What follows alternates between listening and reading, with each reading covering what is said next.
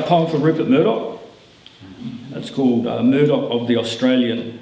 Still a very influential media player around the world, and through his Sky network, partly responsible for the serious anti-vaxxer problem in Australia. Eeny, meeny, miny Murdoch. Murdoch after a fashion. Murdoch all over. Don't mess with Murdoch. Murdoch sits pretty. Murdoch is always final. Murdoch by arrangement. Murdoch by the book. Murdoch with stuffed shirt. Murdoch with menaces. Murdoch can't stop. Murdoch under construction. Murdoch out of season. Murdoch waiting. Murdoch is for keeps. Murdoch is forgetful. Murdoch is insane. Murdoch is its own reward. Murdoch is my weakness. Murdoch is the message. Murdoch is the reason. Murdoch lies in waiting. Murdoch made easy. Murdoch maestro please. Murdoch makes it certain. Murdoch in G sharp. Murdoch set to music. Murdoch in plain sight. Murdoch on alternate Tuesdays.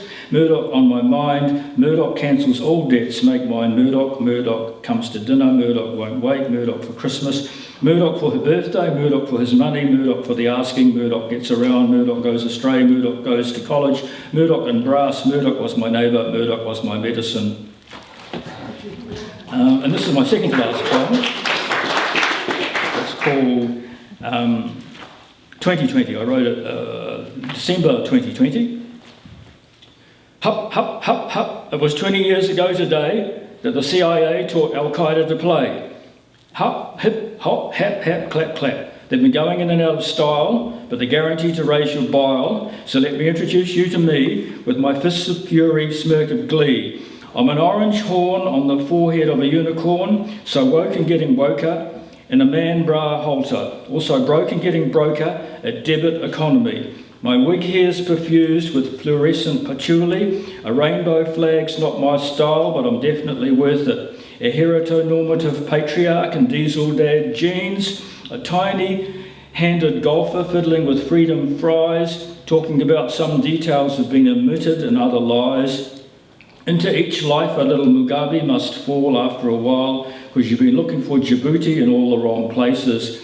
As the sun comes up with a smile of Vlad, blank stare man of a thousand faces, the soy latte sisters and brothers without mothers want a piece of me with a carving knife for a turkey based at a celebrity roast. Get me out of their cryptocurrency nightmare, whatever it costs, I don't care because I'm worth it. I was the Sultan of Swat. If you call me a twat, I say Trudeau to you with digital digits. Send us a centrifuge to go back where we came from, for each of us lives like an atomic refugee kicked around some, revelling in our abandon, maybe on the sinister sands of Saudi Arabia or on the backside of Venezuela, tooting a vuvuzela.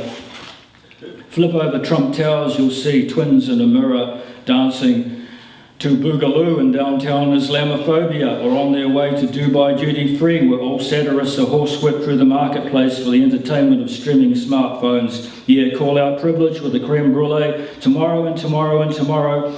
Get it blowtorched and gag on it in sorrow. Elites dog whistle their pitch to the dorkables. Another fetching bone thrown to unadorables at Amazon.com with combustible Brazilian hyperglyphosate. Buzzy bees have spoken in hashtag speech to beseech them to impeach as an Instagram poets with finger clicks, slam it or jam it, then knock back a mocktail in a perfect photo. The shock jock slipstream live with saliva mauls at the daughters of the furry beast who crawls unleashed for the camera from the cave of Plato, just about where Rabbit Angstrom and George Babbitt are crossing the Delaware as Republicans bound for the dark side of the moon, while all non-binary artists are gathered up by the Kardashians, Caitlyn, for that rapture known as a transitional primary. Chakras on a spinning wheel sparkle round and round to spit out lottery numbers and tear gas canisters. Some are down on the farm, sheltering from surveillance. Some are being lightly poached in a white wine sauce. Those conspiring in corners in a world without borders melt like Game of Thrones snow globes in the light. Church bells chime, virologists make with rhyme. You don't get the cage fight, you get the fire next time.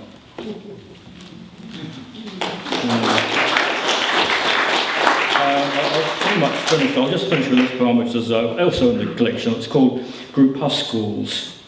A crash of rhinoceroses, a watch of film critics, a dissimulation of spies, a reciprocity of fraudsters, a business of sticky beaks, an indigestion of bankers, a shrewdness of lawyers, an observance of parking wardens, a skull of skinheads, a charge of electricians, a lying of eyewitnesses, a damning of talkback hosts, a threatening of landlords, an incredulity of tweeters, an impudence of baristas, a tumble of skateboarders, a thrive of buskers, a pharmacopoeia of drug addicts, a penance of police stations. Thank you.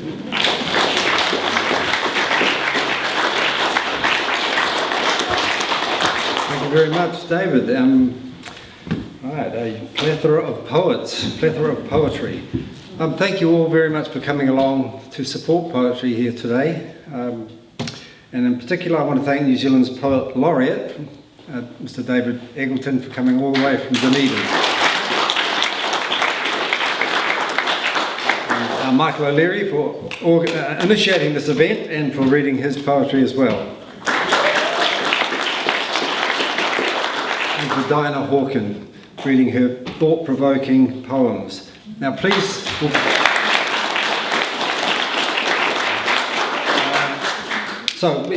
support these guys because you'll be enjoying their work for years to come if you buy a book, and most of them are sold.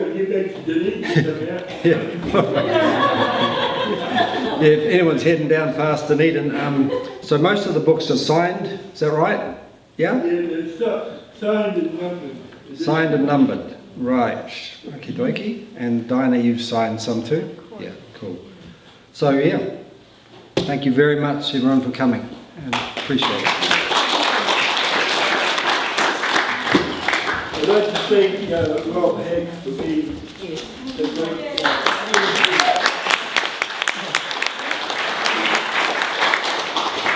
and thank you everybody for supporting this afternoon of great contrast, I think, if you'll agree. You know, like each poet had a different